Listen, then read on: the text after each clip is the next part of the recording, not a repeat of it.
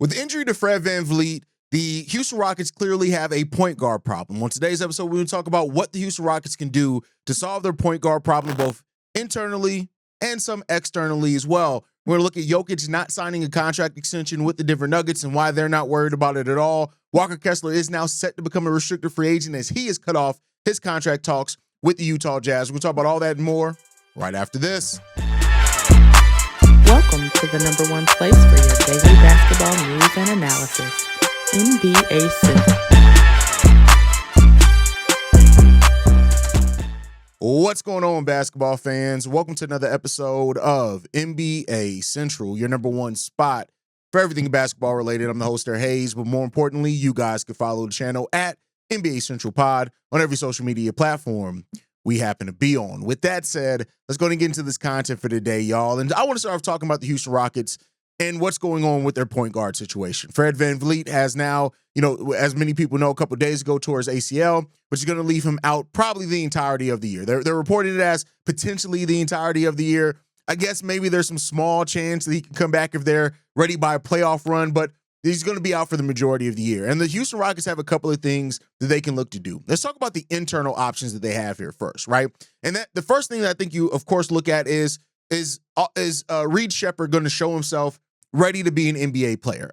He spent a lot of last season, being on the outside of the rotation. He spent some time down in the G League as well, right? And unfortunately, he has not really looked like a very good NBA player up until this point, right? Now, Reed Sheppard, even at his best, is more of a combo guard, even with his size limitations there.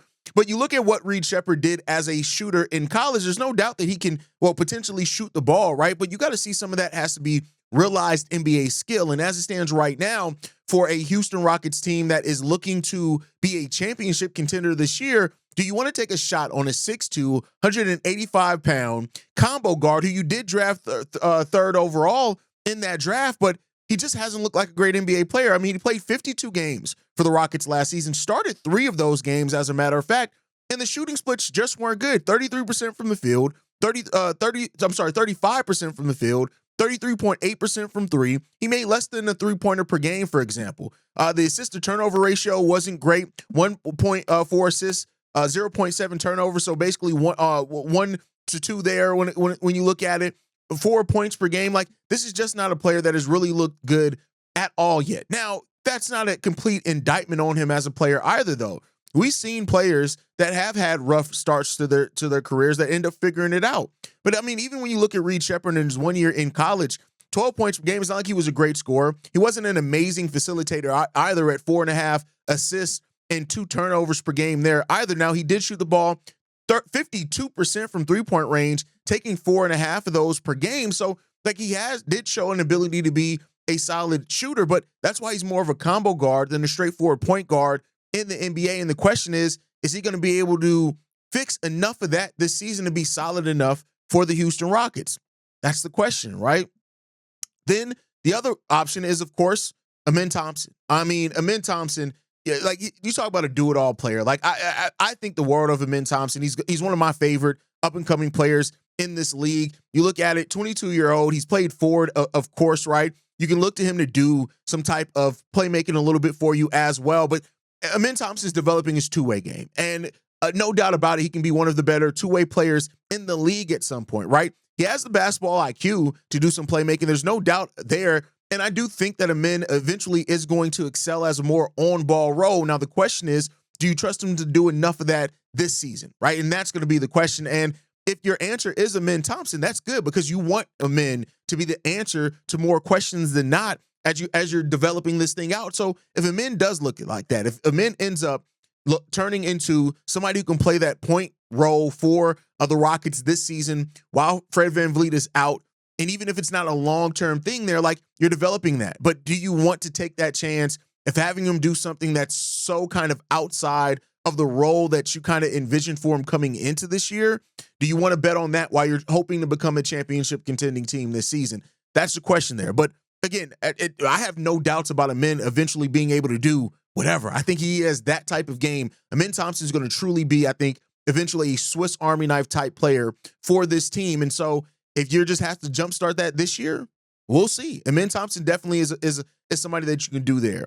And then also don't count out the fact of just running it kind of by committee, right? Using multiple ball handlers, whether it's some of Alperen Sengun, if it's some of, KD, right? Doing some of that. You have that type of thing that you can do there. Also, where you're trying to balance that between the talent that you already have there.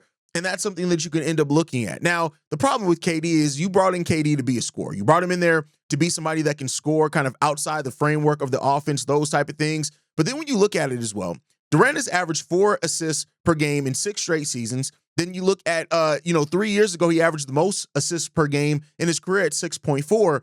So you can do some things as far as non-traditional, as far as running your playmaking and using multiple ball handlers and players to do that.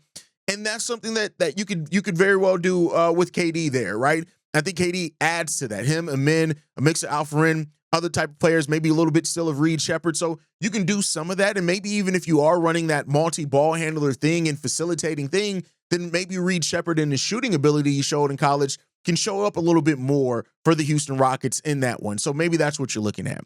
And then the last option is external options. Now, I'm not going to have a list of candidates here because, you don't know the availability at the start of the season. Of course, they can monitor things. DeJounte Murray, somebody who could become available at some point this season. Ayo Dosunmu with the Chicago Bulls, somebody that the Bulls held advanced trade talks, didn't get something done. Is that somebody you want to pivot to? Do you want to take a shot at somebody like a Drew Holiday, a TJ McConnell with the Pacers, even though I don't think they're going to want to come off of TJ McConnell because once Tyrese Halliburton is back, you're going to want to kind of run that thing and get all back going there, right? But I think more so if you look at the external options for the Houston Rockets is the fact that they're asset rich. They have assets they can do. And if they decide to come off somebody like Atari Eason to find a kind of younger ball handler and replace him with they can do that and, pair some of their draft picks or something like that. So the benefit about where the Rockets are is that even throughout this is that they have a lot of assets at their disposal. They have contracts at their disposal. They have draft picks. They have those type of things. The problem with getting somebody externally, though, and mainly because we've heard, like, nobody's going to probably take Fred VanVleet back in the trade while he has this ACL thing, is that they want to steer clear of the second tax apron, right? And you even look at, like I mentioned, Drew Holiday for somebody. He's somebody who's owed over $100 million over the next 3 years. So I don't necessarily think that they're going to look for the big moves externally. Now, somebody like I mentioned, like Ayo Dosunmu with the Chicago Bulls, he's on a very reasonable contract, but they would have to extend him at the end of the year. Even Kobe White with the Chicago Bulls, they would have to extend him at the end of the year. And would they be willing to do that considering where they are with the second tax apron? And that's the question that you have to ask yourself. And that's one that I'm not sure if the Houston Rockets are ready to attach that type of thing to, especially while they may be trying to extend KD, those type of things. But let me know what you guys think on that down below. As far as the Houston Rockets and what they decide to do with their point guard situation, let me know what you guys think on that down below. From that to the Denver Nuggets, who, Nikola Jokic declined a contract extension, but the Nuggets aren't worried about it. You know why? Because he only declined it so he can get more money, right? That's just what it comes down to with Nikola Jokic there. I don't really think that it's a big deal right now, and the Nuggets seem like they feel like it's a big deal. Declining the $212 million contract that was proposed by Denver Nuggets over the summer, it just makes him eligible for a 4-year contract extension worth a little bit under $300 million next offseason. And I think that that's going to be there as well. It also allows him, to earn an additional $80 million on a new contract as well. So I think when you look at it, it's just the business aspect of it. And the NBA is still a business, and the players more than ever looking out for their long-term interests in all of that. Jokic, this is Jokic's team. No doubt about it. This is Jokic's franchise, and this franchise is always going to prioritize him. And, it is what it is when it came down. There's Zach Lowe saying this. Nobody in Denver batted an eye that I heard, privately or publicly. When Jokic said, you know what, it doesn't make sense for me to financially do this summer. Let's revisit it next summer. And that's good. Like, the franchise understands what it means, right? He said there's never been a whisper through coaching changes at last minute, through roster turmoil, through losing core guys because of tax issues or whatever, through Calvin Booth getting fired at the end of the season, through all that. There's never been a whisper of, like, this guy wants to go to a different team. And that's the security that Jokic has with the Nuggets and that the Nuggets have with Jokic. And, it's good to be in that place. That's what you want to get to with your franchise, is when nobody's worried about it. And you just can go out there and focus on the business. And that's what it seems like Nuggets and Jokic are doing, and they're both going to be better for it overall. Now, from a center that is solidified with his team to one that I do think could walk in restricted free agency next year, Walker Kessler. It's been announced that Walker Kessler has cut off contract extension talks with the Utah Jazz and that he will go into restricted free agency next year. Reportedly, the Jazz do highly value him, but they are going to prioritize cap flexibility for the 2026 free agents period. And, they have his cap hold. It's a $14.9 million cap hold that they're going to use to conduct that. But I think overall, Walker Kessler is going to have his suitors, and those suitors could come, we'll see what happens there. Restricted free agency, I don't think is going to play out next year like it did this offseason. So we'll see how that ends up shaking out for this team. But overall, I think, there's a high probability that Walker Kessler is going to be back in the Chicago Bulls uniform. I wish it was a Chicago Bulls uniform. Be back in a Utah Jazz uniform, because the Jazz are probably going to be willing to match whatever offer he gets within reason. Now, that does leave a space where it comes down to that there could be a team that either makes a trade offer that the Utah Jazz look at and say it could be worth it, or a team that does put in quite a sizable restricted free agency offer that the Jazz then look at and say, we want to maintain more flexibility than that, especially after already extending Lauri Markkanen. So look out for that one. We'll see what happens on that one. Another contract situation to look at is Terry Rozier as well. The Miami Heat have been reportedly looking at trade places for Terry Rozier to go. They've been looking at a lot of it, but it seems like they're going to go through training camp. Terry Rozier is expected to be active in training camp as well, but the buyouts have been a thing. All types of options has been discussed when it comes down to it, saying this. There have been internal discussions about the options the team has with Terry Rozier's contract. There have been trade discussions involving Rozier this offseason. But the Heat's plan, bearing something unforeseen, is to begin training camp Tuesday at Florida Atlantic University in Boca Raton with Rozier on the roster, according to multiple sources. So we'll see. I mean, they're taking a look, and they should take a look to what to do with Terry Rozier. But does the injury to Tyler Hero give them a little bit more time now to where they want to take a chance on that? Or do they want to make a move because of that? It's things up in air, but we'll see. There was a buyout that was rumored for Terry Rozier. So we'll see what happens. It doesn't seem like there's a huge market for Terry Rozier right now. And so that could end up being the thing that happens, is that it could end up, and that was per Brett Siegel, that he ends up getting bought out. And if that happens, so be it. So we'll see what happens there when it comes down to. Now, the last bit of news before we get out of here is what's going on with the Jonathan Kuminga and the Golden State Warriors. Reportedly, they are also now revisiting sign and trade talks with the Sacramento Kings. Now, there's been a couple of different things with this. The Heavy reported that that the Warriors do want Keegan Murray in a signing trade, that they want him in a potential signing trade.